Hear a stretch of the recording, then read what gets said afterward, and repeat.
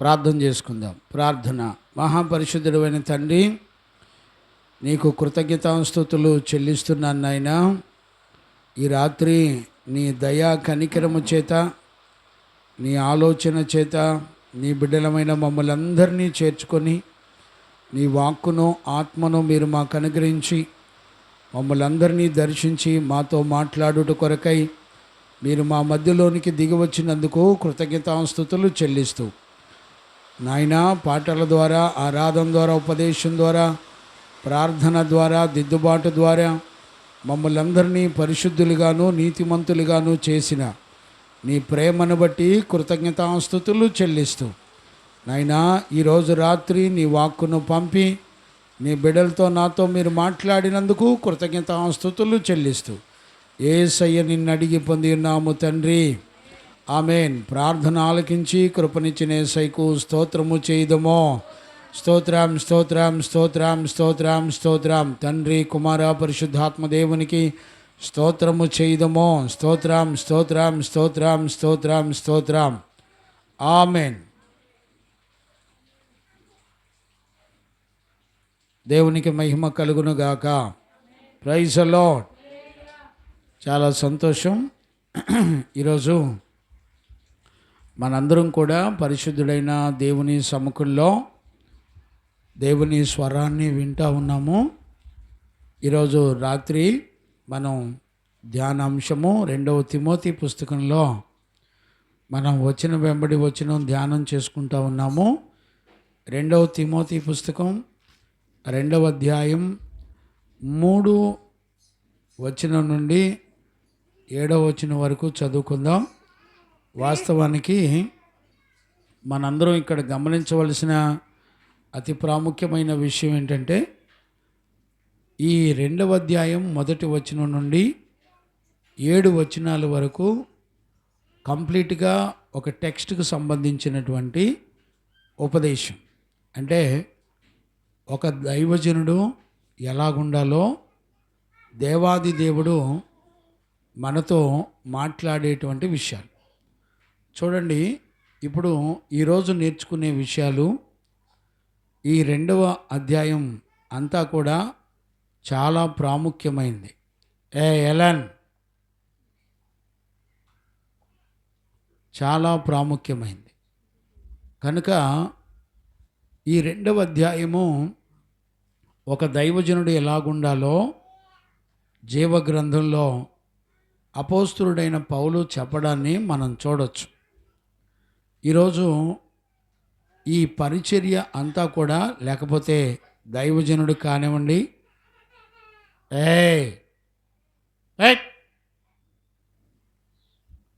దైవజనుడు కానివ్వండి, సంఘము కానివ్వండి, దేవుని దృష్టిలో ఒక దైవజనుడు ఎలాగుండాలో దేవుని యొక్క వాక్యంలో ఈ 2వ అధ్యాయం 1వ వచనం నుండి 7 వచనాల వరకు రాయబడ్డాయి. ఈ 7 వచనాలు చాలా ప్రాముఖ్యమైనది. ఇవి గనక అర్థం కాకపోతే నీ జీవితంలో నువ్వెలా మోసపోతావో నువ్వెన్నడూ కూడా గుర్తుపట్టలేవు. అందుచేత ఈరోజు రాత్రి ఒక దైవజనుడు ఎలాగుండాలో 3 రకాల అంశాల ద్వారా, 3 రకాల పిక్చర్స్ ద్వారా దేవుడు మనతో మాట్లాడుతూ ఉన్నాడు. ఒకటి మంచి సైనికుడు, 2వది అథ్లెటిక్స్ అంటే ఆటలు ఆడేటువంటి వ్యక్తి, 3వది మంచి వ్యవసాయకుడు.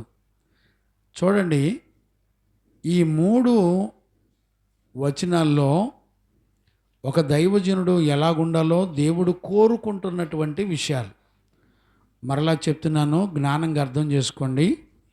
ఒక దైవజనుడు ఎలాగుండాలో దైవజనుడైన అపోస్తలుడైన పౌలు ఒక దైవజనుడు దేవుని యొక్క సంకల్పంలో ఎలా ఉండాలో చెప్పడాన్ని మనందరం కూడా చూస్తున్నాం. ఇక్కడ ఆ మాటలు చదువుకుందాం. చూడండి నాన్న, 2వ తిమోతి పుస్తకం 2వ అధ్యాయం 3వ వచనం నుండి 7వ వచనం వరకు మనం చదువుకుందాం. క్రీస్తు యేసు యొక్క క్రీస్తు యేసు యొక్క మంచి సైనికుని వలె. చూడండి, ఇక్కడ యేసు క్రీస్తు అనే పేరు ద్వారా ప్రారంభించబడింది. క్రీస్తు అనే మాటకి అభిషిక్తుడు అని అర్థం. చూడండి, ఇప్పుడు మనం వినే విషయాలన్నీ కూడా ఒక ప్రత్యేకమైన అభిషేకంతో కూడినటువంటివి అనేటువంటి సంగతిని కూడా మనం గుర్తుపట్టచ్చు. చూడండి, ఆ మాట మనం జ్ఞానంగా చదువుకుందాం. కంటిన్యూ చేయనా? క్రీస్తు యేసు యొక్క క్రీస్తు యేసు యొక్క మంచి సైనికుని వలె మంచి సైనికుని వలె నాతో కూడా శ్రమను అనుభవించుము. చూడండి, ఒక దైవజనుడికి దేవుడు కోరుకునేటువంటి జీవితాన్ని అపోస్తలుడైన పౌలు ఎలా చెప్తున్నాడంటే, సైనికుడు కాదండి, మంచి సైనికుని వలె అని రాయబడి. సైనికుడు వేరు, మంచి సైనికుడు వేరు. మంచి సైనికుడు అనే మాటకు అర్థం ఏంటంటే, తన యజమానుని సంతోషపెట్టువాడు అని అర్థం. గమనించారా? ఒక మంచి సైనికుని వలె నాతో కూడా శ్రమను అనుభవించుము. నాతో కూడా శ్రమను అనుభవించము. సైనికుడు ఎవడును యుద్ధమునకు పోవునప్పుడు తన దండులోకి చేర్చుకొనిన వానిని సంతోషపెట్టవలెనని ఈ జీవన వ్యాపారంలో చిక్కుకొనడు. గమనించారండి? ఈ జీవన సంబంధమైన వ్యాపారాలలో చిక్కుకొనడు. మరియు జట్టి అయిన వాడు పోరాడునప్పుడు నియమం ప్రకారంగా పోరాడకుంటే వానికి కిరీటము దొరకదు. పాటుపడిన వ్యవసాయకుడే మొదటి ఫలములో పాలు పుచ్చుకొనవలసిన వాడు. పాటుపడిన వ్యవసాయకుడే మొదటి ఫలములో పాలు పుచ్చుకున్నవాడు. ఎలెన్, గమనించారా? శబ్దం రాకూడదు. ఎలెన్, గమనించారా నాన్న? చాలా జాగ్రత్తగా దేవుని యొక్క వాక్యాన్ని మనం అర్థం చేసుకోవాలి. మంచి వ్యవసాయకుని వలె, అలాగే మంచి అథ్లెటిక్స్ వలె, లేకపోతే మంచి సైనికుని వలె అని 3 విభాగాలుగా విభజించి ఒక దైవజనుడు ఇలా ఉండాలని దేవుడు కోరుకుంటున్నాడు. ఇప్పటికే మీ హృదయంలో, మీ తలంపుల్లో చక్కటి ఆలోచనలు వచ్చుంటాయి. ఒక సైనికుడు ఎలాగుంటాడు చెప్పండి? ఓకే, మంచి అథ్లెటిక్స్ ఒలింపిక్స్కి సెలెక్ట్ అయిన వ్యక్తి ఎలాగుంటాడు చెప్పండి? లేకపోతే మంచి ఫలాన్ని కోరుకునే మంచి వ్యవసాయకుడు ఎలాగుంటాడు చెప్పండి?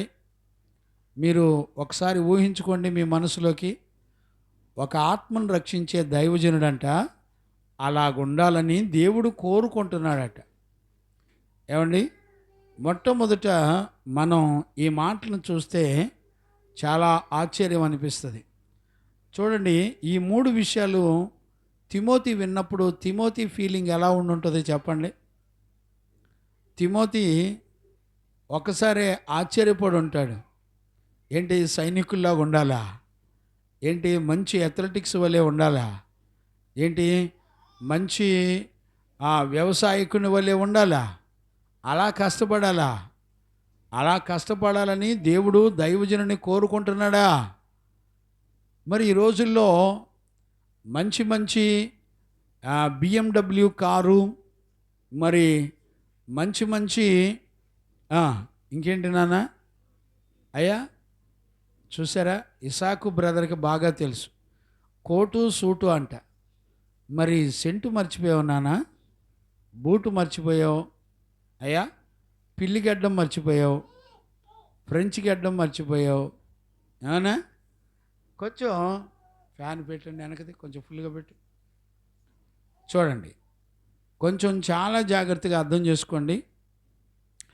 పరిశుద్ధ జీవ గ్రంథంలో అపోస్తలుడైన పౌలు దేవుని దృష్టిలో వాళ్ళు ఎలాంటి సేవ చేయాలో, ఎలాంటి వాళ్ళు పాస్టర్లో, ఎలాంటి వాళ్ళు దైవజనులో దేవుడు చెప్తున్నాడు. ఒకసారి మీరు ఆలోచించండి. మంచి సైనికుని వలె అనే మాట మీరు విన్నది కదా. సైనికుడు ఎలా ఉండాలి చెప్పండి, చెప్పండి. సైనికులు ఎలా ఉండాలి? పింకి తల్లి, సైనికులు ఎలా ఉంటారు అమ్మా? సైనికులు ఎలా ఉంటాడు? మంచి ఫిట్నెస్తో ఉంటాడు, అంతేనా? కావాలంటే మా రాజు అయిన చూడండి, ఆయన కూడా సీఎం సెక్యూరిటీ కాబట్టి ఆయన ఎలా ఉంటాడు చెప్పండి? ఎన్ని కేజీలు తగ్గిపోతాడు చెప్పండి? మంచి fitness. Every month gun shooting, కళ్ళు testing, every month fitness body testing, gun shooting, running, jumping, ఎన్ని ఉంటాయి వాళ్ళకి? అవునా? ప్రతి నెల టెస్టులు ఉంటాయి వాళ్ళకి. ప్రతి నెల ఒక సీఎంను కాపాడే సెక్యూరిటీ అంటే చిన్న విషయాలు కాదు కదా. ఎంపీలు, ఎమ్మెల్యేలు, ప్రజాప్రతినిధులను కాపాడే సైనికులు. ఇక్కడ సైనికులు అంటే మనం చక్కగా చూడొచ్చు. చూడండి, బార్డర్లో దేశం వెలుపల సైనికులు కాపలా కాస్తూ మనందరం క్షేమస్థితిలో ఉండడానికి గల కారణం మంచి సైనికులు. చూడండి, సైనికుల్ని మీరు గమనించండి. వాళ్ళకి భార్య, పిల్లలు, ఇళ్ళు, వాకిళ్ళు, అన్నదమ్ములు ఏమైనా ఉంటాయండి? వాళ్ళు ఎప్పుడు పడితే అప్పుడు అర్ధరాత్రి, రాత్రి, పగలనక ఎప్పుడు కేక వేస్తే అప్పుడు వెంటనే పరిగెత్తుకుంటూ వెళ్ళిపోతూ ఉంటారు. ఇక బార్డర్లో ఉండే సైనికులైతే ఇక మనం చెప్పక్కర్లా, అంటే సైనికులు కదా. చూడండి, ఇక మనం చెప్పక్కర్లా. సైనికులు ఎలాగుంటారు చెప్పండి? మంచిగా పెద్ద పొట్టేసుకొని, ఇటు వినండి, వినండి. మంచిగా పెద్ద పొట్టేసుకొని లూజు బాడీ వేసుకొని చక్కగా ఉంటారండి. నున్నగా, ఎర్రగా, బుర్రగా ఉంటారండి. ఎలా ఉంటారు సైనికులు? ఫిట్నెస్ బాడీ ఉంటుంది. వాళ్ళ ఫిజిక్ బాడీ ఖచ్చితంగా శత్రువులను ఎదిరించడానికి అనుకూలంగా ఉంటుంది. ఇప్పుడు చూడండి, మంచి సైనికుడు శత్రు చేతిలో దొరికాడు అనుకోండి అండి. శత్రు చేతిలో సైనికులు దొరికితే ఎలా హింసిస్తారు నాన్న? పాకిస్తాన్ గినక మన సైనికులు దొరికారు అనుకోండి, ఎలా హింసిస్తారు చెప్పండి? తెలుసాయా? ఎప్పుడైనా చూసారా? జాషువా చూసారా? వెనక కార్తీక్ ఉన్నాడు, అడగండి. ఆయన కనీసం కలలోనైనా చూసుంటాడు, అంతేనా కార్తీక్? శత్రు దేశంలో దొరికితే ఏం చేస్తారు నాన్న? చిత్ర హింసలు పెడతారు. ఆ హింసలన్నిటిని ఎందుకు భరించాలి చెప్పండి సైనికుడు? అండి, ఒక సైనికుడు ఈజ్వల్ టు పాస్టర్ అంటండి. ఇప్పుడు నేను అడుగుతున్నాను, పాస్టర్ గారు ఎక్కడైనా బార్డర్లోకి వెళ్ళి పోరాడతాడా? ఎక్కడన్నా బైబిల్లో ఉందా? నా ప్రశ్న మీరు అర్థం చేసుకోండి. సురేష్ అయ్య గారు, పాస్టర్ గారు ఎక్కడైనా బార్డర్లోకి వెళ్ళి మిలిటరీ సైనికుల్లాగా నుంచొని కష్టపడి పోరాడతాడా పాస్టర్ గారు? మరి పాస్టర్ గారి గురించి ఏంటి? ఒక సైనికుని వలె ఉండాలంటాడు పౌలు. ఇది ఎక్కడ ఆలోచన చెప్పండి? మీరు ఆలోచిస్తున్నారా? అంటే ఇది ఆత్మ సంబంధమైన సైనికుడు, ఆత్మ సంబంధమైన సైనికుడు. చూసారా? మన విరోధి అంధకార సంబంధమైన వాడు. చాలా జాగ్రత్తగా అర్థం చేసుకోండి. అంధకార సంబంధమైన రాజ్యం యొక్క అధికారము నుండి దేవుని రాజ్యానికి ఆయన తన ప్రజలను రక్షించే వాళ్ళే దైవజనులు. ఈ దైవజనులు ఎలాగుండాలో, ఎలాంటి వారి వలె ఉండాలో అపోస్తలుడైన పౌలు తిమోతికి చెప్తున్నాడు. తిమోతి, ఒక మంచి సైనికుని వలె ఉండాలి. ఏమండి, మామూలు సైనికుడు కాదు, మంచి సైనికుడు అని రాయబడింది. గమనించారా? మంచి సైనికుడు అనంటే చక్కగా కారుల్లో, ఏసీల్లో తిరిగేవాడని కాదు. మంచి సైనికుడు అనంటే అర్థం ఏంటో తెలిసిన? నా వలే మీరు పోరాడాలి అని రాశాడు. చదువు నాన్న 3వ వచనం ఒకసారి క్రీస్తు యేసు యొక్క క్రీస్తు యేసు యొక్క మంచి సైనికుని వలె మంచి సైనికుని వలె నాతో కూడా శ్రమను అనుభవించుము. ఇప్పుడు చూడండి, నాతో కూడా శ్రమను అనుభవించము అంటే అపోస్తులుడైన పౌలు ఎవరు? ఇప్పుడు మంచి సైనికుడు. అంటే క్రీస్తు యేసునకు వలె అంటే అర్థం ఏంటి నానా? రాస్తున్నారు అసలు వాక్యాన్ని? రెఫరెన్స్ రాసి కూర్చుంటాడు ఎవడన్నా?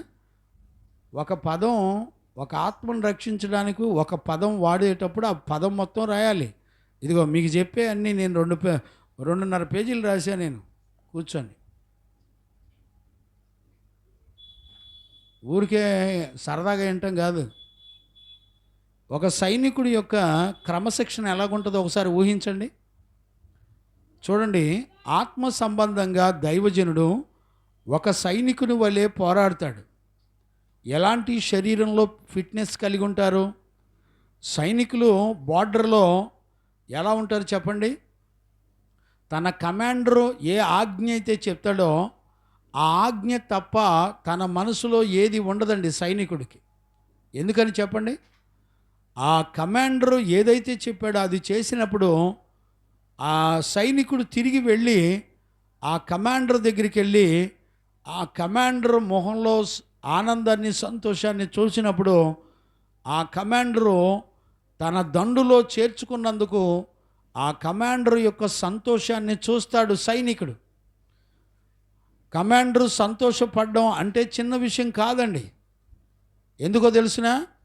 సైనికుడికి ఏ పని బాధ్యత అప్పగించాడో ఆ పని టార్గెట్ తప్ప వేరొక మనసు ఉండదు. అదే మంచి సైనికునికి ఉండవలసినటువంటి గుణాలు.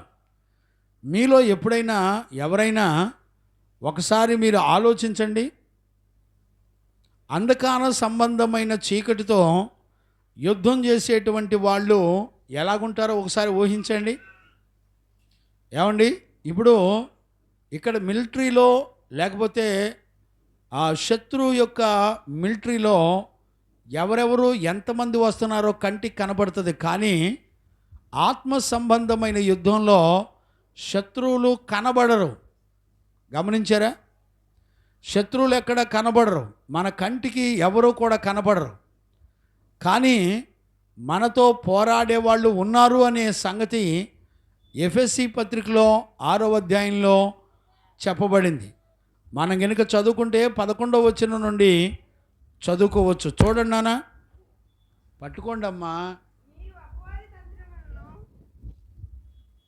మీరు అపవాది తంత్రములను ఎదిరించుటకు శక్తివంతులగునట్లుగా దేవుడిచ్చి సర్వాంగ కవచమును ధరించుకొనుడి. ఇప్పుడు చూడండి, సర్వాంగ కవచమును ధరించుకోవాలంట. అంటే అర్థం ఏంటి? యుద్ధంలో సైనికుడు కవచాలు ధరించుకుంటాడు. అంటే దైవజనుడు ఎవరు? ఒక దేవుడిచ్చేటువంటి సర్వాంగ కవచాలను ధరించుకునేటువంటి ఒక మంచి సైనికుడు. గుర్తుపట్టారా? ఎలన్ కూర్చో. గుర్తుపట్టారా? దేవునికి మహిమ కలుగునుగాక. Praise the lord. హల్లెలూయా. జాగ్రత్తగా అర్థం చేసుకోండి. అంటే ఇప్పుడు దైవజనుడు ఒక సైనికుని వలె పోరాడాలి అంటే అతని దగ్గర ఏ ఆయుధాలు ఉండాలి? ఈ రోజుల్లో భూమండలం మీద సైనికునికి చాలా రకాల ఆయుధాలు ఇస్తారు. గమనించారా? కానీ ఒక దైవజనుడికి దేవుడిచ్చే ఆయుధాలు ఏంటో తెలుసునా? సర్వాంగ కవచాన్ని ఇస్తాడట. కంటిన్యూ చేయనా? ఏలయనగా మనము పోరాడునది శరీరులతో కాదు గాని ప్రధానులతోను అధికారులతోను ప్రస్తుత అంధకార సంబంధమగు లోకనాథులతోను ఆకాశ మండలం మండలమందున్న దురాత్మల సమూహములతోనూ గమనించారా? ఆకాశ మండలమందున్న దురాత్మల సమూహములతోనూ పోరాడుచున్నాము. అందుచేతను ఆపద్దినమందు వారిని ఎదిరించుటకును సమస్తమును నెరవేర్చిన వారై నిలవబడుటకును శక్తివంతులగునట్లు దేవుడు ఇచ్చేటువంటి సర్వాంగ కవచమును ధరించుకొనుడి. చూసారండి, ఒక దైవజనుడు అంధకార సంబంధమైన వాటిని జయించడానికి దేవుడిచ్చేటువంటి సర్వాంగ కవచాలను ధరించుకుంటాడు. గమనించారండి? అపోస్తులుడైన పౌలు కొరింథీ సంఘానికి మొదటి కొరింథీ పత్రిక 9వ అధ్యాయం 7వ వచనంలో మనము దండులో చేర్చబడిన వారమై అని రాస్తాడు. చూడండి అన్న, మొదటి ఎవడైనను తన సొంత ఖర్చు పెట్టుకొని దండులో కొలువు చేయినా ద్రాక్ష తోట వేసి దాని ఫలమును తినని వాడెవడు మందను కాచి మందపాలు తాగని వాడి ఎవడు? ఈ మాటలు లోక ఆచారములను బట్టి చెప్పుచున్నానా? ధర్మశాస్త్రము కూడా వీటిని చెప్పుచున్నది కదా. దేవునికి మహిమ కలుగునుగాక. చూడండి, తన దండులో చేరువాడు అంటే, దండు అంటే అర్థం ఏంటి? సమూహము, లేకపోతే సేన, లేకపోతే గుంపు, అయ్యా ఆ ఆర్మీ. గమనించారా? ఒక సమూహము. చూడండి, పౌలు కొరింథీ సంఘానికి చెప్పేటప్పుడు ఎంత చక్కటి అనుభవాన్ని చెప్తున్నాడో గుర్తుపెట్టుకోండి. చాలామంది జీవితంలో ఒక దైవజనుని చాలా చులకనగా చూసేటువంటి వారు ఎక్కువ. దైవజనుడు ఈ లోకంలో ఒక మిలిటరీ వాళ్ళు ఎలాగా తల్లిదండ్రులను, భార్య పిల్లల్ని, అన్నదమ్ములను, ఆస్తిపాస్తులను విడిచిపెట్టి దేశం యొక్క ప్రజలను కాపాడడానికి ఎలాగూ వెళ్ళి మరి ఒంటరిగా శత్రువుల మధ్యలో రాత్రి పగలు నిద్రాగారాలు లేకుండా పోరాడుతూ ఉంటారో, అలాంటి పోరాటాలు చేసేవాడు దైవజనుడు. అర్థమైందండి? అలాంటి పోరాటాలు చేసేవాడే దైవజనుడు. ఈ రోజుల్లో ఎవ్వరూ కూడా గ్రహించగలిగిన వాళ్ళు ఎవ్వరూ లేరండి. అందుకనే కొరింథీ సంఘంలోనే 2వ కొరింథీ పుస్తకంలో కూడా మనం చూస్తే 10వ అధ్యాయం 3వ వచనం నుండి 5వ వచనం వరకు మనం చదువుకోవచ్చు. 2వ కొరింథీ పుస్తకం 10వ అధ్యాయం 3వ వచనం నుండి 5 వరకు. మేము శరీరులమై నడుచుకొనుచున్నను, శరీర ప్రకారము యుద్ధము చేయము. ఇప్పుడు చూడండి, శారీరకంగా కనబడుతున్న వాటితో యుద్ధం చెయ్యం. చూడండి, చాలామంది బిడ్డలు, సంఘ విశ్వాసులు చాలామంది మనసులో ఒకటి బయటకు ఒకటి ఆలోచన కలిగి ఉండి ప్రవర్తిస్తూ ఉంటారు. చూడండి, మనసులో ఒక నిర్ణయం ఉంటుంది, బయటకు ఒక నిర్ణయం ఉంటుంది. చూడండి, వాళ్ళ మనసులో ఉన్న నిర్ణయాన్ని ఫాలో అవుతారు తప్ప దైవజనుడు వాక్యానుసారంగా చెప్పినటువంటి ఆలోచనని నమ్మేవాళ్ళు లేరు. ఇప్పుడు చూడండి, శారీరకంగా ఒక మిలిటరీ ఆఫీసర్ అవ్వాలని మా కార్తీకు ఆశపడతాడు, కానీ ఆత్మ సంబంధమైన చీకటి రాజ్యాలను కూలగొట్టి ఒక పరిశుద్ధుడిగా అనేక ఆత్మలను నరకం నుండి, చీకటి రాజ్యము నుండి రక్షించే ఒక సైనికుడిగా మారదామనే ఆలోచన ఉంటుందండి. కార్తీక్ గారు ఉంటుందా? పాస్టర్ గారు కూడా ఒక సైనికుడే, తెలుసా? అవునా? మరి ఏ సైనికుడు అవుదాం అనుకుంటున్నావు? శరీర సంబంధమైన సైనికుడు అవుతావా? ఆత్మ సంబంధమైన సైనికుడు అవుతావా? మీరు అనుకుంటున్నారు ఒక సైనికుడి యొక్క జీవితం మీ మనసులో చాలా చులకనగా ఎంచుకొని కూర్చుంటారు. ఇక్కడ ఒక సైనికుడు గనక నిద్రపోయి నిర్లక్ష్యంగా ఉంటే దేశమే పాడైపోద్ది. తెలుసా అండి? శత్రువులు ఊరుకుంటారా? శత్రువులందరినీ అడ్డగించి నీకు నెమ్మది సమాధానం ఇచ్చి నీ ఇంట్లో నువ్వు ప్రశాంతంగా నిద్రపోతున్నావంటే ఒక దైవజనుడు నీ కొరకు అడ్డుపడి నీ వాయుమండలపు శక్తులు, వాటి యొక్క ఆలోచనలు, చీకటి సంబంధమైన ప్రతి శక్తుల యొక్క ఆలోచనలు పడగొట్టే దైవ జ్ఞానము చేత దేవుడు అనుగ్రహించేటువంటి సర్వాంగ కవచములు ధరించుకున్నవాడై సైనికుని వలె, మంచి సైనికుల వలె పోరాడేటువంటి దైవజనులు. గమనించారా? ఈ రోజుల్లో చాలామంది ఆలోచించేవాళ్ళు లేరు, గ్రహించేవాళ్ళు లేరు. ఈ రోజున మన దేశాన్ని బార్డర్లో సైనికులు నిద్రాగారాలు లేకుండా కాపాడకపోతే ఈ రోజున శత్రువులు వేల మంది ప్రజలను చంపేసేవాళ్ళు. మీకు ఈ పాటికే ఇశ్రాయేలు దేశంలో హమాసు ఏం చేశారో చూసారా? అందరూ ప్రార్థనలో ఉన్నప్పుడు శనివారం ఇశ్రాయేలు దేశం అంతా కూడా నమాజు ప్రార్థనలో ఉన్నప్పుడు, విశ్రాంతి దినాన్ని ఆచరిస్తున్నప్పుడు చూడండి, హమాసు శత్రువులు కంచెను పడగొట్టి లోపలికి వచ్చి దగ్గర 12,000 మందిని కాల్చి చంపేశారండి. ఇంచుమించుగా 200-300 మంది బిడ్డలను, పెద్దవాళ్ళను, చిన్నపిల్లలను, వృద్ధులను, స్త్రీలను తీసుకొని వెళ్ళి చాలామందిని చంపేశారండి. గర్భిణీతో ఉన్న బిడ్డల్ని కూడా కడుపు కోసి పొట్టలో ఉన్న బేబీని బయటికి తీసి తల మొండెను వేరు చేశారు. చూశారండి? ఒక సైనికుడి కనుక నిద్రపోతే దేశంలో ఉన్న ప్రజల యొక్క పరిస్థితి ఎంత దయనీయమైందో చూడండి. ఈ రోజున మన మధ్యలో పోలీసు వ్యవస్థలు కనుక లేకపోతే ఆల్రెడీ మరి ఈ విషయాల గురించి కూడా పేతురు పత్రికలో ఆల్రెడీ మనం గత కాలంలో చదువుకున్నాం. గమనించారండి? ఇప్పుడు అవసరం లేదు, కానీ నేను సమయం సరిపోదు కనుక ముందుకు వెళుతున్నాను. గమనించండి. దేవునికి మహిమ కలుగునుగాక. హమాసు అలాగా ఇశ్రాయేలు దేశంలో ఉన్న ప్రజలను, కంటికి కనపడిన వాళ్ళందరినీ కూడా కాల్చి చంపటమే కాకుండా దగ్గర 300 మందిని మరి వారితో కూడా బంధించి తీసుకొని వెళ్ళారు. నేటికి సంవత్సరం పైన అవుతుంది, యుద్ధం జరుగుతూనే ఉంది. గమనించారా నాన్న? ఇంచుమించుగా రేపు అక్టోబర్కి సంవత్సరం అవుతుంది. చూసారా? హమాస్కి, ఇశ్రాయేలు దేశానికి నిత్యము యుద్ధాలు జరుగుతూనే ఉన్నాయి.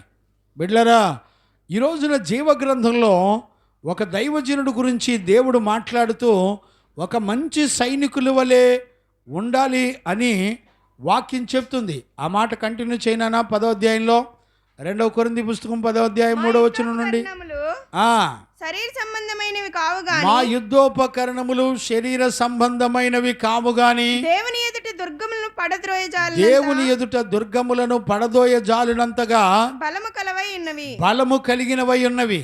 చూడండి, చూసారా? అందుకనే ఈ 2వ తిమోతి పుస్తకం 2వ అధ్యాయం 1వ వచనంలో ప్రారంభంలో పౌలు ఏమని మాట్లాడుతూ ప్రారంభించాడంటే, నా కుమారుడా క్రీస్తు యేసు నందున్న కృపచేత బలవంతుడు కమ్ము. గమనించారా? కృపచేత బలవంతుడవు కమ్ము. నీవు అనేక సాక్షులు ఎదుట. చూడండి, కృపచేత బలవంతుడు కావాలి. గమనించారా? దైవజనుడు దేవుని కృపచేత బలవంతుడై నడిపించబడతా ఉంటాడు. గమనించారా? ఈ రోజున ఒక తాగుబోతు మారాడు అంటే భూప్రపంచంలో ఒక క్రైస్తవుడు, దైవజనుడు కష్టపడి ఆ తాగుబోతనాన్ని విడిపించడం జరుగుతుంది. ఒక వ్యభిచారిని రక్షించాలంటే దైవజనుడు కావాలి. ఒక దుర్మార్గుణ్ణి, దొంగని, లోబుని మార్చాలంటే ఒక దైవజనుడు కావాలి. ఒక దైవజనుడు శరీర సంబంధమైన పాప భోగేచ్ఛల నుండి కాపాడే ఒక యోధుడు అని రాయబడింది. ఒనేసిఫర్ గురించి అపోస్తులుడైన పౌలు ఏమంటాడు తెలిసిన? నాతోటి దైవజనుడు మరి యోధుడు అని రాసిన సందర్భాలు ఉన్నాయి. ఎపఫ్రా ఫిలిప్పీ పత్రికలో 2వ అధ్యాయం 25వ వచనాన్ని మనం చదువుకోవచ్చు. 2వ అధ్యాయం ఫిలిప్పీ పత్రిక 2వ అధ్యాయం 25వ వచనాన్ని మనం చదువుకోవచ్చు. మరియు నా సహోదరుడును జత పనివాడును నా తోడి యోధుడును నీ దూతయు నా అవసరములకు ఉపకరించిన వాడైన ఎపఫ్రొదితును మీ యొద్దకు పంపుట అగత్యమని అనుకుంటిని. అతడు రోగి ఆయనని మీరు వింటిరి గనుక అతడు మిమ్మునందరినీ చూడ మిగుల ఆపేక్ష కలిగిన వాడై విచారపడుచుండెను.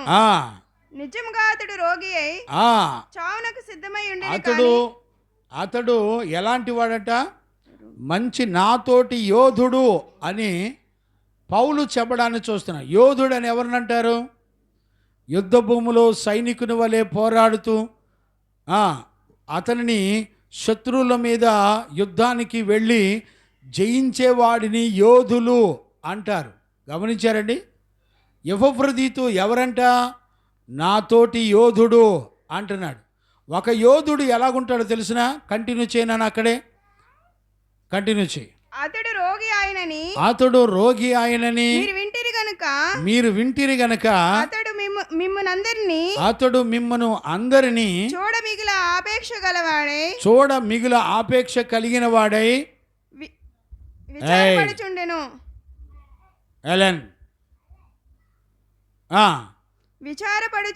ఇప్పుడు చూడండి, మంచి యోధుడు ఎలాగుంటాడు తెలిసిన? సంఘములో ఎవరైనా బిడ్డలు బలహీనులై ఉంటే, నిజంగా ఎపఫ్రొదితు రోగి అయి ఉన్నాడంట. చూసారండి? రోగంలో ఉన్న దైవజనుడు సంఘ క్షేమము కొరకు సంఘములో ఉన్న బిడ్డలు ఎవరైనా బలహీనులుగా ఉంటే వారిని చూచి బలపరచాలని రోగి అయి ఉన్నటువంటి ఎపఫ్రొదితు తన సంఘములో ఎవరైనా బలహీనులుగా ఉంటే వారిని ఆదరించడానికి వెళ్తాడంట. ఒక మంచి యోధుడు ఎలాగుంటాడో తెలిసిన? తను రోగాలలో ఉన్న ఎదుట బలహీనులైన వారిని బలపరచుటకు ఒక యోధుడు వలె యుద్ధంలో కష్టపడతాడు, శ్రమ పడతాడు. తన తోటి సంఘ విశ్వాసులను కాపాడుకోవడానికి ఒక యోధుడు వలె కష్టపడి ప్రయాసపడతాడు. చూసారండి?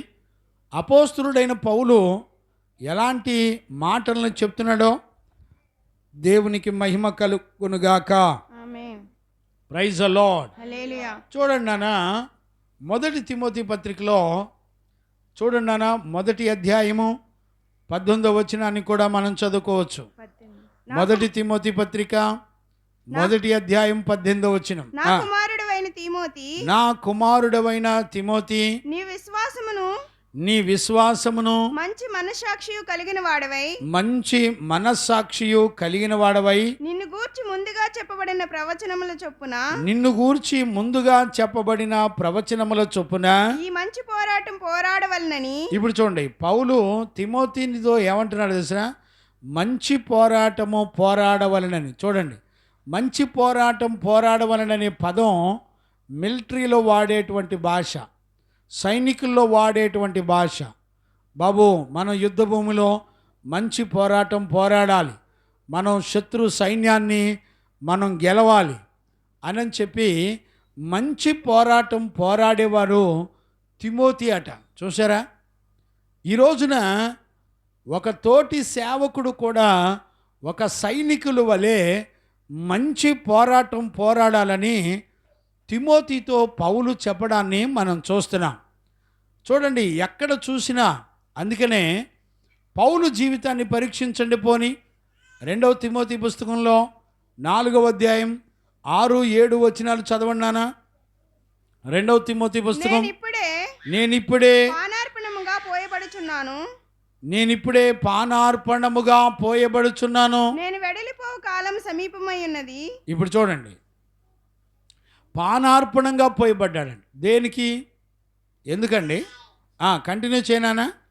మంచి పోరాటం పోరాడి తిని. ఎలన్,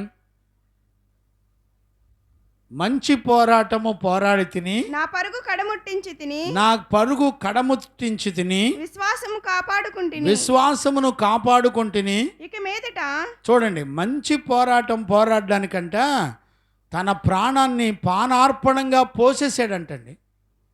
ఎందుకో తెలుసునా? అంధకార సంబంధమైన అధికారంలో చిక్కుకుపోయిన దేవుని బిడ్డలందరినీ కూడా కాపాడడానికి పానార్పణముగా పోయబడ్డాడంటండి అపోస్తులుడైన పౌలు. ఎందుకో తెలుసునా? పోరాడడానికి. ఆలోచించారా? దైవజనుడు అంధకార సంబంధమైన పాప భోగేచ్ఛల్లో, మరణంలో బంధించబడిన ప్రతి ఆత్మని రక్షించడానికి ఒక మంచి సైనికుని వలె మంచి పోరాడతారంట. ఏమండి, ఈ పోరాటంలో సైనికులకి ఆకలి దప్పులు ఉంటాయి. ఈ పోరాటంలో సైనికులు ఎన్నోసార్లు వస్త్రహీనులై ఉంటారు, చలికి గడగడలాడుతూ ఉంటారు. కానీ అతని సంకల్పం అంతా గుండెల్లో ఎలాంటి మనస్సాక్షి కలిగి ఉంటాడో తెలుసునా? తన దేశాన్ని, ప్రజలను ప్రాణం పెట్టైనా సరే కాపాడాలని ఒక మంచి మనస్సాక్షి కలిగిన వాడై తన యజమాని యొక్క ఆలోచనను నెరవేర్చడం తప్ప వేరొక ఆలోచన లేకుండా స్థిర నిశ్చయత కలిగిన వాడై పోరాడతాడండి. ఇప్పుడు పౌలు అంటాడు, నేను పానార్పణంగా పోయబడి మంచి పోరాటం పోరాడి విశ్వాసాన్ని కాపాడుకున్నాడట. ఇక మీదట నా కొరకు నీతి కిరీటం ఉంచబడినది. ఇప్పుడు చూడండి, మంచి పోరాటం పోరాడిన వారికి దేవుడు నీతి కిరీటాన్ని ఉంచాడట. ఆ దినముల యందు నీతిగల న్యాయాధిపతి అయిన ప్రభువు నాకు మాత్రమే కాకుండా తన ప్రత్యక్షతను ఆపేక్షించు వారు అందరికీ అనుగ్రహించెను. చూడండి, నాలాగా పోరాడే వాళ్ళందరికీ కూడా ఈ కృప అనుగ్రహించబడింది అని చెప్తున్నాడు. ఇంతకీ చాలామంది మనసులో ఏముంటుందో చూసినా, పాస్టర్ గారు కష్టపడాలి, పాస్టర్ గారు మంచి సైనికుల వలె కష్టపడాలి అని అనుకుంటున్నారు కదా. మరి సంఘం ఎవరు ఏమండి? సంఘం ఎవరండి? సంఘం ఎవరో తెలుసా అసలు? చూడండి, పౌలు సంఘాన్ని ఏమంటున్నాడు చదవండి. కొలస్సీ పత్రికలోన 1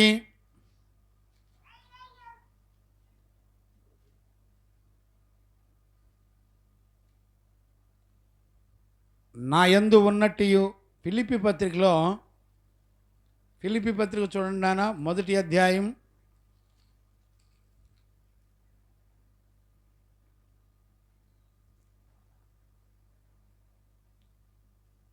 1వ అధ్యాయము చదవండి నాన్న. 29 చదవండి నాన్న.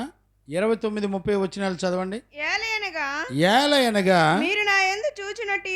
ఇప్పుడు చూడండి, అపోస్తలుడైన పౌలు మంచి పోరాటం పోరాడాడు. ఆయన పోరాడిన తర్వాత ఆయన ఫిలిప్పీ సంఘంతో ఏమని చెప్తున్నాడంటే, ఏలయనగా మీరు అంటే ఎవరు? ఫిలిప్పీ సంఘం. ఫిలిప్పీ సంఘాన్ని మీరు నా యందు చూచినట్టు, మీరు నా యందు చూచినట్టు, నా యందు ఉన్నదని మీరిప్పుడు వినుచున్నట్టు పోరాటం మీకు కలిగి ఉన్నందున. అంటే పోరాటం ఎవరు కూడా ఉండాలంట అండి. ఇప్పుడు దైవజనుడు మనుషుల్లో ఉన్నటువంటి సాతాను యొక్క అంధకార సంబంధమైన చీకటి నుండి ప్రజలను విడిపించడానికి పోరాటం చేసి కష్టపడుతుంటే సంఘం ఏం చేయాలి ఏమండి? బాయ్ కార్తీక్, సంఘం ఏం చేయాలి? సంఘం కూడా మంచి పోరాటం పోరాడాలి.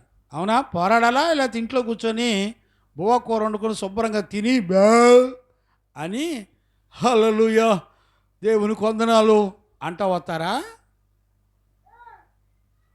దైవజనుడు ఎలను కూడా మంచి పోరాటం పోరాడతాడు. ఈరోజు ఎలను మందిరం అంతా ఊడుస్తాడు. ఈరోజు మంచి సైనికుల వలె ఈరోజు పోరాడారండి మా పిల్లలు. ఎవరెవరు పోరాడారు తెలిసిన? కార్తీక్ మిలిటరీ ఆఫీసర్ వలె, అసిస్టెంట్ మిలిటరీ వలె మన ఇసాకు గారు, అప్పుడప్పుడు మంచి విజిటింగ్ ఆఫీసర్ వలె మన నిహాల్ బాబు గారు, కమాండర్ వలె అక్షయ్ తల్లి గారు, వీరందరూ కూడా ఈరోజు అతి భయానకమైనటువంటి పోరాటం పోరాడారు. దేనికి అని అడగరే, ఈరోజు రాత్రికి చికెన్ ఫ్రై జబ్బలు ఇస్తానన్నా. పోరాటంలో మర్చిపోయాను, సగంలో వదిలేసి వెళ్ళిపోయిన జాషువా గారు కూడా ఉన్నారు. వారు కూడా సగం సగం పోరాడి సగంలో వదిలేసి పారిపోయారు. చూసారా, వారికి బహుమతులు లేవు. ఇప్పుడు చూడండి, వీరికి చికెన్ కోడి జబ్బల కొరకు మంచి పోరాటం పోరాడారు. జాషువా నాకు జబ్బలు లేకపోయినా పర్వాలేదు కానీ మంచి పోరాటము, దైవజనుడు సంతోషిస్తే చాలని పోరాడినట్టున్నాడు. దేవునికి మహిమ కలుగును గాక. Praise the Lord. గమనించారా నాన్న? ఇప్పుడు సంఘం ఎవరిని చూడాలి? ఒక దైవజనుడిని చూడాలి. ఒక దైవజనుడు ఎలా కష్టపడుతున్నాడు, ఎలా ప్రయాసపడుతున్నాడు, ఆయన దగ్గర ఏముంది, ఆయన ఎలా ఇప్పుడు ఈ రోజునండి వేల మంది సంఘంలో ఉంటే కుప్పలు జనం పోతారండి. నిన్నగాక మొన్న నేను డీమార్ట్ దగ్గరికి వెళ్ళానండి. డీమార్ట్లో జనం ఉన్నారండి, అసలు కిక్కిరిసిపోయారండి. నిజంగా ఒక కౌంటర్లో నుంచి బయటికి రావాలంటే కౌంటర్ దగ్గర నిలబడితే అరగంట పైన పడుతుందండి. అరగంట పైన పడుతుంది కౌంటర్ దగ్గర నిలబడితే బయటికి రావాలంటే. అంటే జనం ఎలాగున్నారు చూడండి. డీమార్ట్లో ఇచ్చేటువంటి మంచి క్వాలిటీ, అంతకంటే మంచి క్వాలిటీ చిన్న బడ్డీ కొట్లు అయితే ఎవరైనా వెళ్తారండి? ఎవరైనా వెళ్తారా సురేష్ అయ్య గారు? చూసారా, ఈ రోజుల్లో పెద్ద పెద్ద బిల్డింగులు కట్టి, పెద్ద రేకుల షెడ్ వేసి, డిస్కో లైట్లు పెట్టి, కొంచెం నేను ఇంకా ఒక పిల్లి గడ్డం పెట్టుకొని, ఒక ఫ్రెంచ్ గడ్డం పెట్టుకొని, కొంచెం కోటు సూట్ వేసి, కొంచెం బిఎండబ్ల్యూడి కారు ఒకటి మందిరం ముందలు పెడితే, అయ్యగారు సురేష్ అయ్య గారు జనం పిలవకుండానే వస్తారు కదా. ఫిలదెల్ఫియా ఏజీ చర్చికి పరిగెత్తుకొస్తారు కదా, ఫ్రీ. ఇప్పుడు ఫిలదెల్ఫియా ఏజీ చర్చి పాస్టర్ గారు కనుక కోట్ వేసుకొని సూట్ వేసుకొని ఒక చక్కటి ఒక చెయ్యి పైకెత్తి ఒక ఊపినట్టుగా ఒక ఫోటో పెడితే జనాలు కిక్కిరిసిపోతారు కదా అక్కడ. ఏండి, పెళ్లి రోజులు, పుట్టినరోజులు, దినాలు, తద్దినాలు, క్రిస్మస్లు, గుడ్ ఫ్రైడేలు, ఈస్టర్లు, ఇక చూసుకో, పండగలు, ఆచారాలు, మనుషులు కట్టడలో అనుసరించి పెళ్ళిళ్ళు గిళ్ళిళ్ళు చేసి పెళ్ళిళ్ళు పేరాయిలాగా నుంచోబెడితే వేల మంది ప్రజలు కుప్పలు వస్తారు. ఏండి, అంతేనా? దీన సేవకుడు సత్యవాక్యాన్ని ఉన్నదన్నట్టుగా బోధిస్తే పౌలు అంటున్నాడు, బాబు మీరు నాలో ఏముందో చూడండి. ఒక దైవజనుడు ఆత్మ సంబంధమైన అంధకార సంబంధమైన చీకటి రాజ్యం నుండి విడిపించడానికి వాక్యం చెప్పి కష్టపడి, ఇదిగో మీరు దుర్బోధ నుంచి విడిపించబడాలి, వాక్యం ఇలా చెప్తుంది. చూడండి, పౌలు అంటాడు సంఘంతో, ఫిలిప్పి సంఘంతో, నా దగ్గర ఏముందో చూడండి, నా నడకలో ఏముందో చూడండి. నా నడకలో, నా పడకలో, నా ప్రవర్తనలో మనుషుల ఆచారాలు ఉన్నాయండి, మనుషుల కట్టడలు ఉన్నాయండి, మనుషుల్ని సంతోషపెట్టేవాడిగా ఉన్నానండి. చూడండి, ప్రతి మనుషుడు తాను సంతోషపెట్టుకుంటాడు, లేదంటే ఇతరులను సంతోషపెడతాడు. కానీ క్రైస్తవుడు కానీ దైవజనుడు కానీ దేవుణ్ణి సంతోషపెడతారు. దేవునికి మహిమ కలుగునుగాక. Praise the lord. గుర్తుపట్టారండి? సురేషయ్య గారు చూసారు ఎప్పుడైనా? దైవజనుడు కానీ సంఘం కానీ తన సంతోషాన్ని చూసుకోరు. తన నమ్మి కొలువులో పెట్టుకున్నటువంటి సైనికుల్లో చేర్చుకున్న తన యజమాని యొక్క సంతోషాన్ని బట్టి సంతోషించడాన్ని కొరకు సైనికుని వలె పోరాడతాడంట సేవకుడు.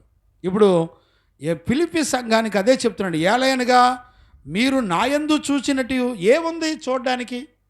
ఫ్రెంచ్ గడ్డాలు లేవు, పిల్లిగడ్డలు లేవు, కోటులు లేవు, సూట్లు లేవు. ఏమండి, గంటకు ఒక రంగు మార్చడానికి ఏమీ లేదు. ఎప్పుడు చూసినా ఈ కాటన్ వస్త్రం ఒకటి ఉంటుంది, తెల్లగా ఉంటుంది, అంతే సంగతులు. షాపులోకి వెళ్తాం, అంతేనా పెద్దమ్ములి తల్లి? షాప్కి వెళ్తాం, ఈ డ్రెస్ బాగుందా అంటారండి, ఈ కోట్ బాగుందా, ఈ క్లాత్ బాగుందా అంటారా? ఏమంటారు? అయ్యా వైట్ క్లాత్, కాటన్ క్లాత్ ఒకటి ఇవ్వండి, అంతే. చక్కగా కొలుస్తాడు, ఎత్తాడు, తీసుకొని వచ్చేస్తాడు. ఈ రోజు నుండి పాస్టర్లు అన్యజనుల వంటి వస్త్రాలు వేసుకుంటున్నారండి. వాళ్ళు దేవుని సేవకులు అసలు ఎవరో తెలియట్లేదండి. పాస్టర్లు ఎవరో, అసలు ఈ భూమండలం మీద జనరల్ మనుషులు ఎవరో కూడా అసలు ఎవరో కూడా గుర్తుపట్టేవాళ్ళు లేరు. సివిల్ డ్రెస్ వేసుకొని వెళ్తే వాడు సినిమాకి వెళ్తున్నాడో, మేకప్ వేసుకొని వెళ్తే వాడు ఏ డిస్కో క్లబ్లోకి వెళ్తున్నాడో ఎవరికి తెలిసింది చెప్పండి? ఏమండి, ఈ రోజున ఆర్టీసీ కండక్టరు పోస్టులో ఉంటే కంపల్సరీ కాకి డ్రెస్ వేసుకుంటారండి. ఒక నర్సు ఉద్యోగం చేస్తే వైట్ డ్రెస్ వేసుకుంటారండి. ఏమండి, ఒక డాక్టర్ ఉద్యోగం చేస్తే ఆపరేషన్ అప్పుడు గ్రీన్ డ్రెస్ వేసుకుంటారండి. ఏమండి, ప్రతి దానికి వారి వారి పనిలో డ్రెస్సులు ఉన్నాయి. ఏమండి, ప్రసంగి 9:5లో దేవుడు ఎల్లప్పుడూ మీరు తెల్లని వస్త్రాలు ధరించుకొని అన్నప్పుడు దేవుని వాక్యమే కదా చెప్పింది. తెల్లని వస్త్రాలు వేసుకోమని చెప్పింది దేవుడే కదా. తెల్లని వస్త్రాలు వేసుకుంటే ఏమైనా ప్రాబ్లమా చెప్పండి? ఈ రోజున దైవజనులు కానివ్వండి, దైవ సేవకురాళ్ళు కానివ్వండి, పాస్టర్లు కానివ్వండి, పాస్టర్ల పిల్లలు కానివ్వండి, అసలు అన్యజనుల కంటే దారుణంగా ఉంటున్నారండి. అన్యజనుల పిల్లలు కూడా అట్టు ఉండరండి. మంచి మంచి వాచీలు, మంచి మంచి కలర్ డ్రెస్సులు, మంచి మంచి అట్రాక్షన్, అందం, పౌడర్స్, మేకప్లు, లిప్టిక్లు. ఏమండి, ఒక అన్యజనులో ఉన్నటువంటి గుణాలండి. ఎక్కడుందే ఆ మాట చూడండి. అన్యజనుల వంటి వస్త్రములు ధరించుకుని నెల. హబక్కు పుస్తకం 1:18 చూడండి అన్న, ఎక్కడో నాకు కరెక్ట్ గుర్తులేదు.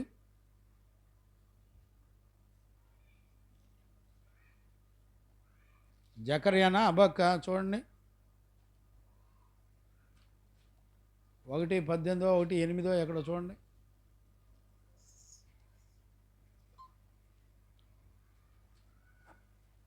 చూసారా?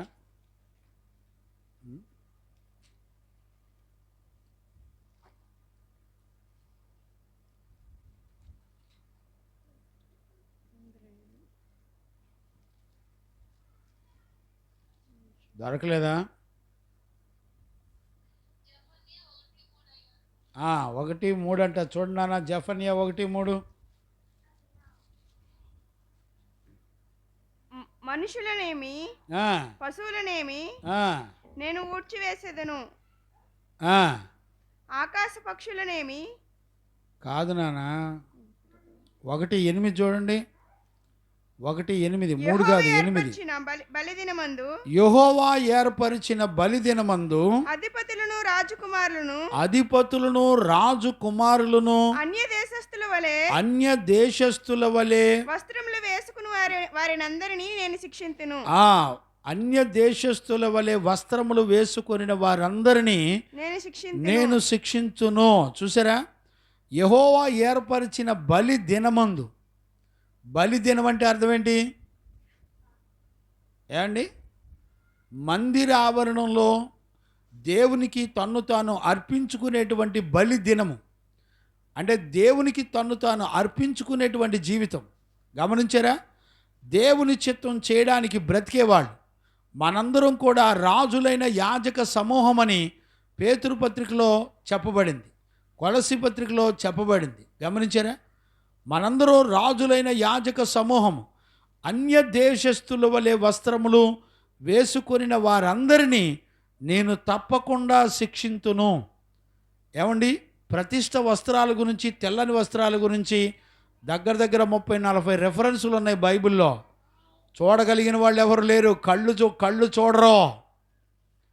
ఒక అన్యజనులు పిల్లలు కూడా అట్టు ఉండరండి. దైవజనులు పిల్లలు మంచి లగ్జరీ సోకులు ఉంటాయండి.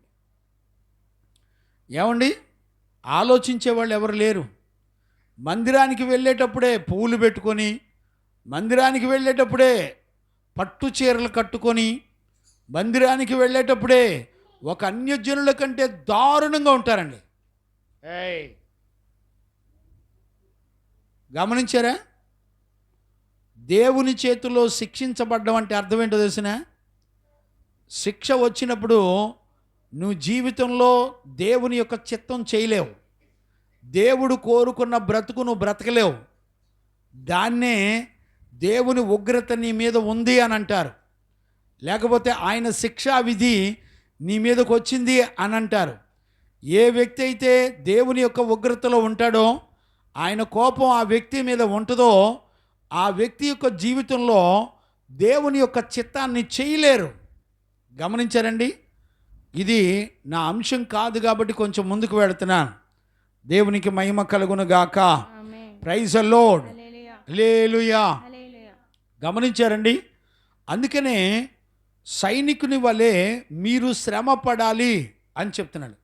మరలా మూలవాక్యంలోకి వెళ్ళన్నానా? 2 తిమోతి పుస్తకం 2వ అధ్యాయం 2వ వచనం చదవండి, 3వ వచనం చదువు. క్రీస్తు యేసు యొక్క మంచి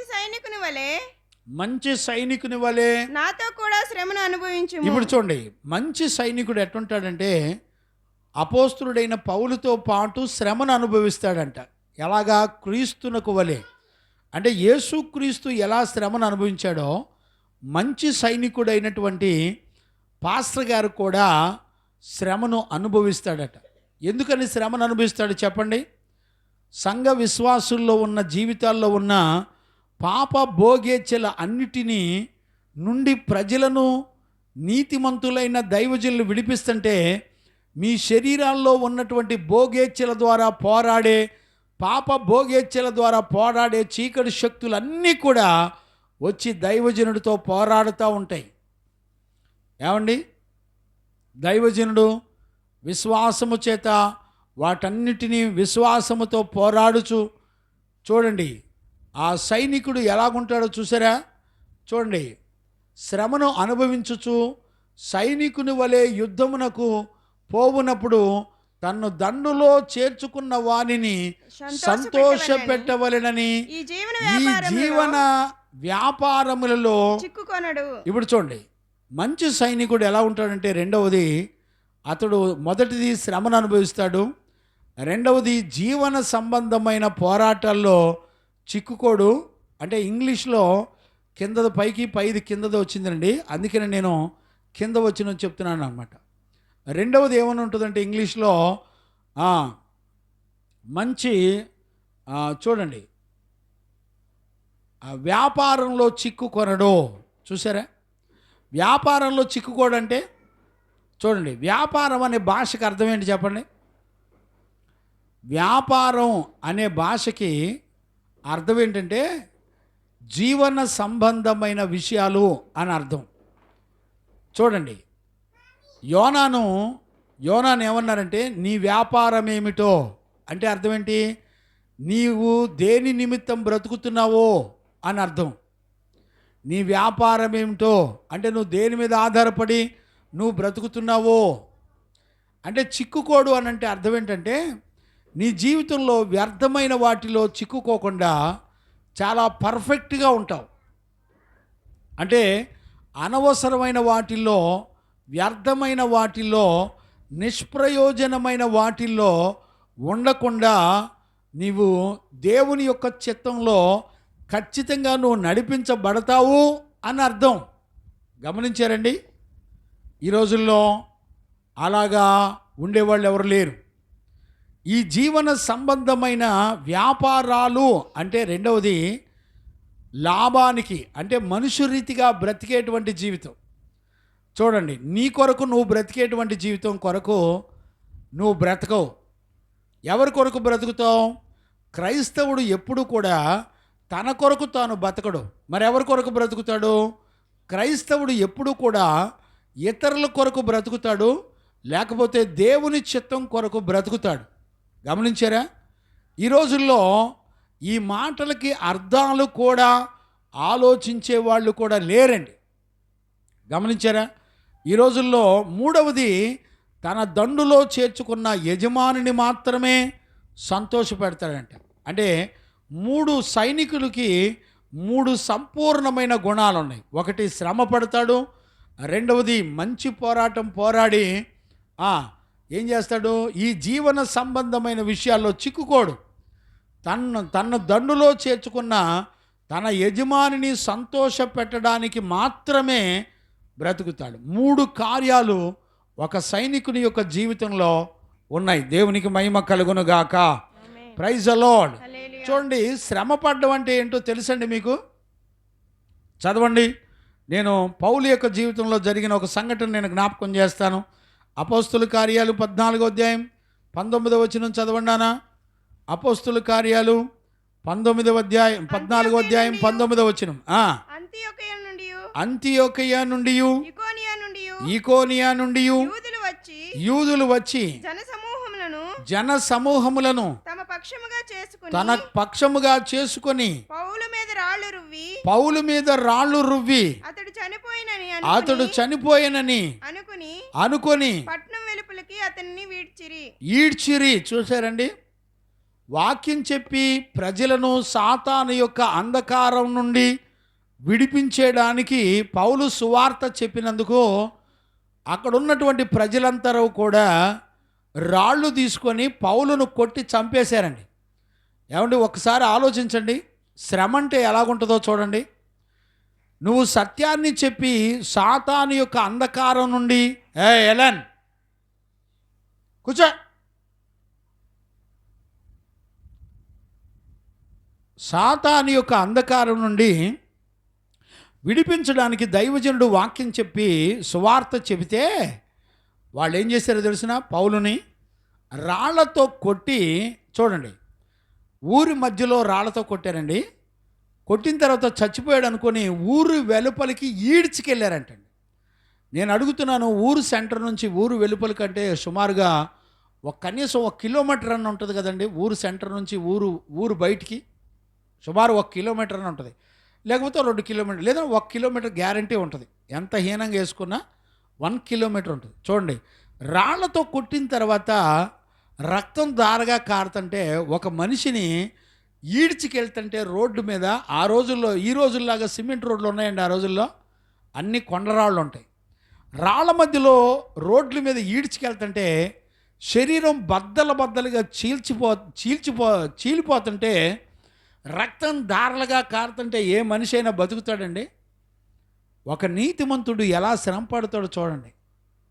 ఏమండి, నువ్వు ఎలాగున్నా నిన్నేమనకుండా హల్లెలూయా దేవుడు నిన్ను దీవించును గాక అనగానే ఆమేన్ అని అరిసి, ఏంటి, మనుషులు కల్పించిన ఆచారాలు అనుసరిస్తూ నువ్వెట్టున్నా పర్వాలేదు సిస్టర్, నువ్వు మేకప్లు వేసుకొని గుడికిరా, గుళ్ళో లవ్ అఫేర్లు చేయి, గుళ్ళో మ్యారేజ్లు ఫిక్స్డ్ చేసుకో, ఏంటి రకరకాల మోసాలు.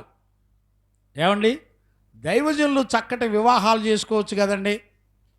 ఏమండి, పెళ్ళైన వాళ్ళనే ప్రేమించడం, సేవకులు, విశ్వాసులు, ఏమండి సంఘంలో ఉన్నవాళ్ళు రకరకాలుగా పెళ్ళిళ్ళైన వాళ్ళే ఒకళ్ళనొకళ్ళు ప్రేమించుకోవడం, పెళ్ళి కాని యవనస్తులు ఒకళ్ళనొకళ్ళు ప్రేమించుకోవడం ఎక్కడా?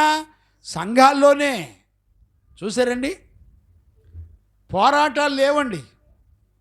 ఈ రోజున సంఘాలకు వచ్చి మీ సంఘంలో పెళ్ళిళ్ళు మ్యాచెస్ ఉన్నాయండి చూసుకుంటున్నారా అని అడుగుతున్నారండి. మీ సంఘంలో మ్యాచెస్ ఉన్నాయా నన్ను అడుగుతున్నారు. చూసారా, బైబిల్ చరిత్రలో ఎక్కడైనా అపోస్తుల్ని వాళ్ళు కూడా సంఘాలను కట్టారుగా. సంఘంలో వివాహాలు మ్యాచెస్ ఒకళ్ళనొకళ్ళు చూసుకున్నట్టు ఎక్కడైనా ఉందండి బైబిల్ చరిత్రలో? ఇన్ని మాటలు రాసినప్పుడు ఆ ఒక్క మాట రాయకూడదా? అమ్ములే తల్లి, ఇన్ని మాటలు రాశారు కదా బైబిల్లో, చిన్న మాట ఒకటి ఇరికిస్తే ఏమైంది? ఒక చిన్న 2-3 మాటలు ఇరికిచ్చి చక్కగా రాపిస్తే వాళ్ళ సొమ్మేమని పోద్దంటారా? దేవుని సొమ్మేమని అరిగిపోద్దంటారా? కరిగిపోద్దంటారా? ఎంత హీనస్థితికి వచ్చేసారంటే వాళ్ళ సంఘాల్లో ఎవరిష్టం వాళ్ళది. ఈ రోజున దైవజనుడు ఏ పోరాటం పోరాడుతున్నాడో చూసేవాళ్ళు లేరండి. ఏ పోరాటం పోరాడుతున్నాడో చూసేవాళ్ళు లేరు. వాక్యాన్ని బట్టి సంఘాలకి వెళ్ళటల్లా, దేవుడు చూడండి, పౌలు ఒక దైవజనుని సైనికుల వలె పోరాడాలని చెప్తుంటే ఈ రోజున నమ్మేవాళ్ళు ఎవరున్నారు చెప్పండి? గమనించారా? దేవునికి మహిమ కలుగును గాక. Praise the Lord. ఈ రోజున ఎవరు పడితే వాళ్ళు పాస్టర్లు, ఆడోళ్ళు మగోళ్ళు అని భేదం లేదండి. ఈ రోజున ఏంటి, నపుంసకులు కూడా పాస్టర్లే. అంటే పురుషుడిగా పుట్టి ఆపరేషన్ చేయించుకొని అవయవాలు మార్పిడి చేసుకుంటే చీర కట్టుకొని పాస్టర్ అయిపోయి సేవ చేస్తుందండి. ఆమె పేరేంటండి? అంజలి. గీతాంజలి లాగా అంజలి పాస్టర్ అయిపోయి వాక్యం చెప్తుంది. ఏం చెప్తాం చెప్పండి? ఆమె ఫాలోవర్స్ లక్షల్లో ఉన్నారండి. యూట్యూబ్లో లక్షల్లో ఉన్నారు. ఎన్ని పట్టు చీరలోనంట. ఒక ఊరిలో ఒక తల్లి చెప్తుంది, వాళ్ళ సంఘస్థులందరూ కలిసి వాళ్ళ పాస్టరమ్మ గారికి ఒక చైన్ కొనిస్తున్నారంట. పాస్టరమ్మ గారికి బంగారపు చైన్ లేదంట. చాలా దిగులు పడిపోయి, సంఘంలో అందరికీ చైన్లు ఉన్నాయి, మన పాస్టరమ్మ గారికి చైన్ లేవని ఎక్కడేనండి, ఒంగోలు దగ్గర ఒక ఊరు, పేరు చెప్పనులే, మీకు తెలుసు, పేరు చెప్పను.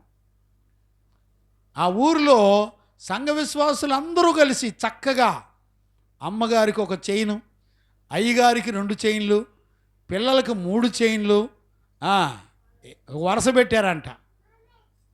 చూసారా? ఇక చూడండి, ఇంకా కొంతమంది విశ్వాసులు ఉన్నారండి.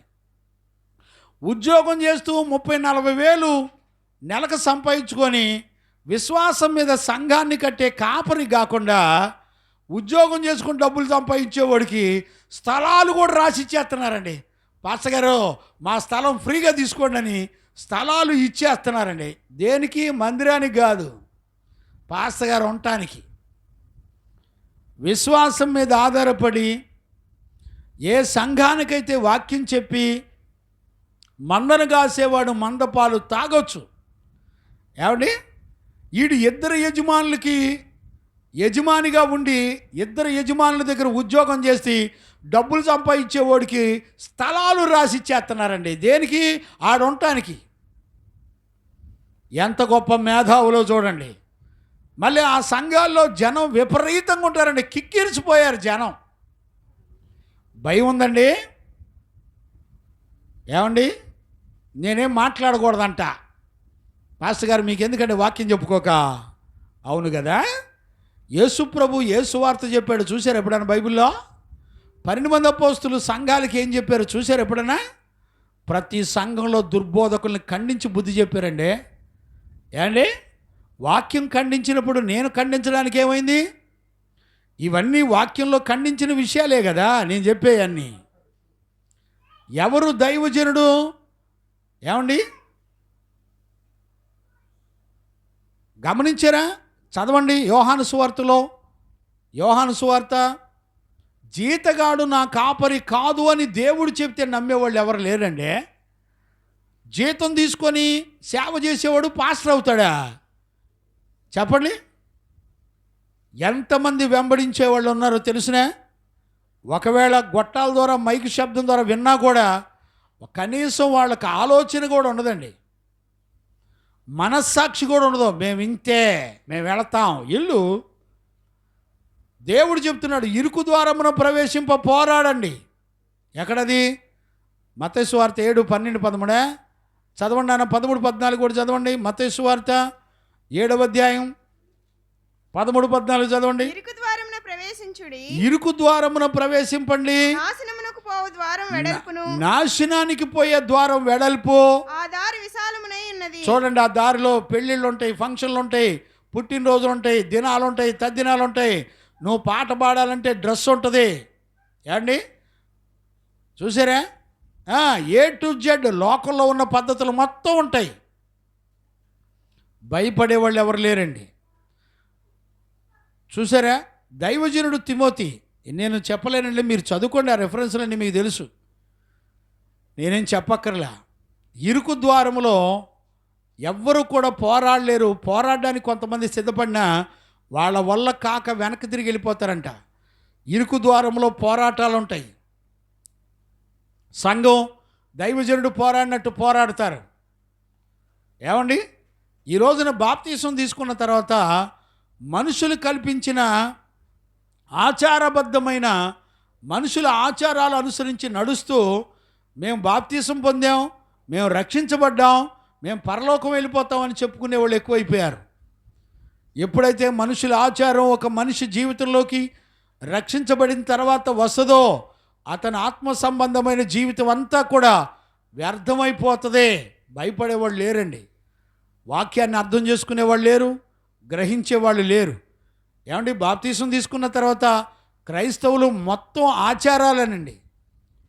ఒక్క ఆచారం నీ జీవితంలోకి వచ్చిందంటే చాలు, ఇక నీ జీవితంలో దేవుడిచ్చిన రక్షణ ఆత్మ సంబంధమైన ఏవి కూడా నీ జీవితంలో ఉండవు. పరలోక సంబంధమైన జీవితాలు ఒక్కటి కూడా నువ్వు ఉండవు. భూ సంబంధమైన వాటి ద్వారా నువ్వు చచ్చి నరకంలో ఉంటావు. కాబట్టి సంఘము కూడా పోరాడాలని ఫిలిప్పీ పత్రిక 1:27-29 నుంచి మనం చదువుతున్నాం. ఆ మాట మళ్ళీ ఒకసారి చదివండి, ముగించేస్తున్నాను నేను. ఫిలిప్పీ పత్రిక 1వ అధ్యాయం 29-30 వచనాలు చదువునానా?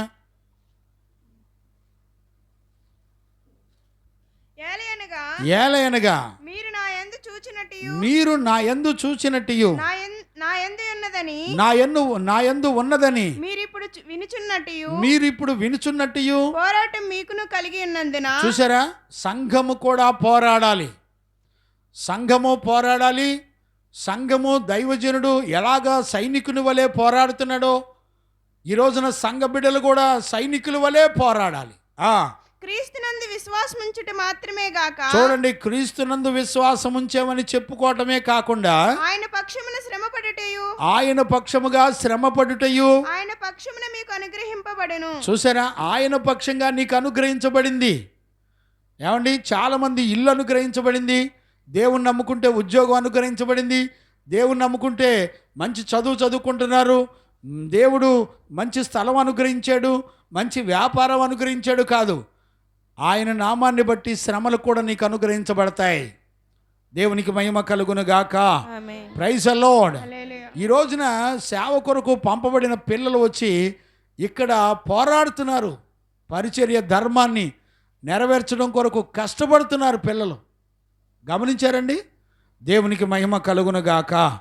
అందుకని సంఘం కూడా మంచి పోరాటం పోరాడాలి.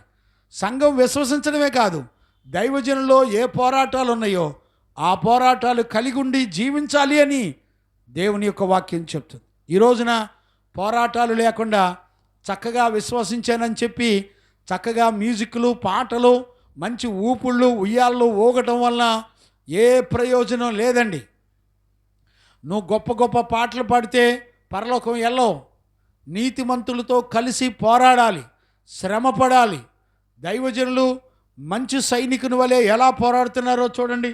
మీరు చదువుకోండి. 2వ కొరింథీ పుస్తకం 11వ అధ్యాయము 23 నుంచి 30 వచనాల వరకు చదువుకోండి. నాకు సమయం లేదు కనుక నేను చదవట్లేదు. ఒక దైవజనుడు ఎలా పోరాడుతాడో, ఎలా ప్రయాసపడతాడో 2వ తిమోతి పుస్తకం 1వ అధ్యాయం 8-9 వచనాలు కూడా మీరు చదువుకోండి. గమనించారా? దేవునికి మహిమ కలుగును గాక. కనుక 2వ తిమోతి పుస్తకం 2వ అధ్యాయం 4వ వచనం నుండి కూడా మనం చదువుకోవచ్చు. ఆ ఒక్క మాట కూడా చదువునాను, నేను ముగిస్తున్నాను. 2వ తిమోతి పుస్తకం 2వ అధ్యాయం 4వ వచనం కూడా చదువునాను. మరియు మీ విశ్వాసము మనుషుల జ్ఞానమును ఆధారం చేసుకొని కాదు నాన్న. 2వ తిమోతి చదివిందే, దండులో చేర్చుకున్న 2:4.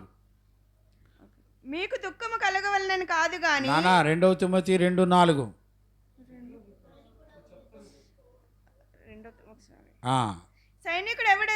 సైనికుడు ఎవడును యుద్ధమునకు పోవునప్పుడు తనను దండులో చేర్చుకొనిన వారిని సంతోషపెట్టవలెనని ఈ జీవన సంబంధమైన వ్యాపారాల్లో చిక్కుకొనడు. గమనించారా? సైనికుడి వల్లే ఈ రోజున మంచి సైనికుడు దైవజనుడు ఎలా పోరాడుతున్నాడో సంఘం కూడా పోరాడాలి, త్యాగాలు చేయాలి. ఏమండి, సైనికుడు త్యాగం చేయకుండా ఉంటాడంటే?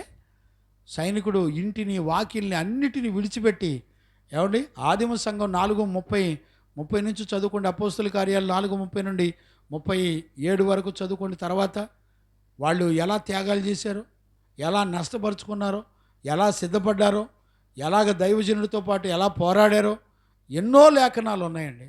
రాళ్లతో కొట్టిన తర్వాత అపోస్తలుడైన పౌలు లేచి మళ్ళా అనేక మంది శిష్యుల్ని తయారు చేయడానికి మరి ఎంతో శ్రమపడ్డాడు అపోస్తలుడైన పౌలు. కాబట్టి ఈరోజు రాత్రి మంచి సైనికుని వలె ఈరోజున దైవజనులు ఉన్నారు. ఆత్మ సంబంధమైన సైనికుల వలె వాయుమండలపు శక్తులతో పోరాడేటువంటి ఒక మంచి పరిశుద్ధులు దైవజనులు సైనికుల వలె పోరాడుతున్నారు. అలానే సంఘము కూడా దైవజనులు ఉన్న పోరాటాలు చూసి మీరు కూడా నమ్మి అదే పోరాటాలు చేయాలి.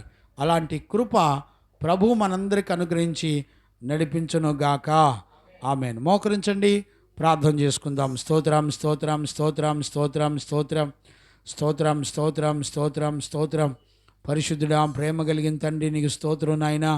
ఈరోజు రాత్రి నీ సత్యవాక్యములో నుండి ప్రభా ఇదిగో ఒక మంచి సైనికుని వలె నాయనా, ఒక మంచి అథ్లెటిక్ వలె, ఒక మంచి ఆటలాడే ఆటగాడి వలె, మరి ఒక మంచి వ్యవసాయకుని వలె సేవకుడు కష్టపడాలి, పోరాడాలి అని నాయనా నువ్వు కోరుకుంటున్న సేవకుడు ఇలాగుంటాడని ప్రభా, అతడు ఆత్మ సంబంధమైన వాయుమండల శక్తులతో దేవుడిచ్చు సర్వాంగ కవచమును ధరించుకున్నవాడై పోరాడుతాడు అని, అలాగే దైవజనుడు ఎలా పోరాడుతున్నాడో, దైవజనులో ఏ పోరాటాలు ఉన్నాయో, ఏ జీవితం ఉందో చూసి సంఘము కూడా అలానే పోరాడాలి అని నీ సత్యవాక్యములో నుండి మాతో మీరు మాట్లాడినందుకు కృతజ్ఞతాస్తుతులు చెల్లిస్తూ నాయనా, సంఘము బిడ్డలందరినీ కూడా మీరు చేతిలోకి తీసుకొని నాయనా మంచి పోరాటం పోరాడే ఒక దైవజనుడు ఎలా పోరాడుతున్నాడో అలా పోరాడే కృపను సంఘానికి మాకు అనుగ్రహించి విజయము ద్వారా నాయనా మా మంచి యజమానుడైన నిన్ను సంతోషపెట్టే జీవితాన్ని చేయడానికి కావలసిన కృపనిచ్చినందుకు కృతజ్ఞతాస్తుతులు చెల్లిస్తూ యేసయ్య నిన్ను అడిగి పొందున్నామో తండ్రి, ఆమేన్. ప్రార్థన ఆలకించి అడిగిన ప్రకారంగా విశ్వాసము ద్వారా మంచి సైనికుని వలె మరి నడిపించబడినట్లుగా కృపనిచ్చిన యేసయ్యకు స్తోత్రము చేయుదము. స్తోత్రం స్తోత్రం స్తోత్రం స్తోత్రం స్తోత్రం. తండ్రి, కుమార, పరిశుద్ధాత్మ దేవునికి స్తోత్రము చేయుదము. స్తోత్రం స్తోత్రం స్తోత్రం స్తోత్రం స్తోత్రం. ఆమేన్. మన తండ్రి అయిన దేవుని నుండి, మన ప్రభు అయిన యేసుక్రీస్తు నుండి, పరిశుద్ధాత్మని యొక్క అన్యోన్య సహవాసము, సన్నిధి, సమాధానము విశ్వసించిన బిడలకును సకల పరిశుద్ధులకును యేసయ్య కృపా సమాధానములు మనందరికీ తోడయుండి నడిపించునుగాక. ఆమేన్. హల్లెలూయా హల్లెలూయా హల్లెలూయా. అందరికీ వందనాలు.